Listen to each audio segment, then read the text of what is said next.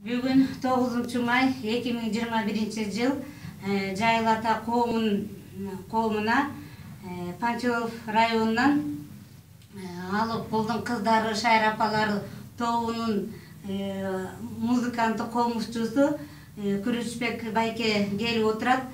9 майга карата азыр эле өзү да куттуктоосун айтты.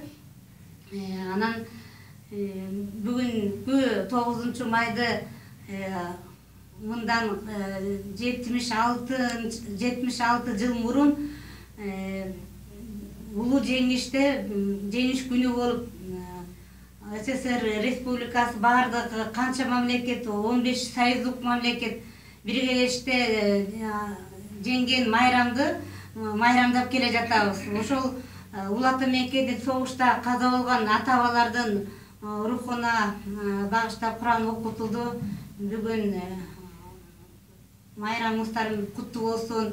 Азыркы учурда дагы Баткен окуясы болуп өттү Кыргызстанда. Ушундай коогаландуу учурлар, согуш болбосун Кыргыз жеринде, дүйнө жүзүндө дагы согуш болбой, тынччылык болсун. Баарыңыздарды майрамыңыздар менен куттуктап кетем. Ошондой эле Жайыл ата коомунун атынан, бүт кыргыз элдин атынан баардык жакшылыктардын баарын каалап кетем. Анан азыркы сөздү Күрүчбек байкеге берип коеюн. Сиздин куттуктооңузду угуп коелу. Рахмат. Мен куттуктаганым бүгүнкү майрамыңызды мен куттайм.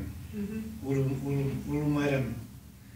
Эмнеси майрам куттуу болуп, ден соолук, аманчылыкта болуп, кыргыз элим ден соолукта болсун, тынччылык болсун, Баткендеги болгон иш экинчи кайталанбасын.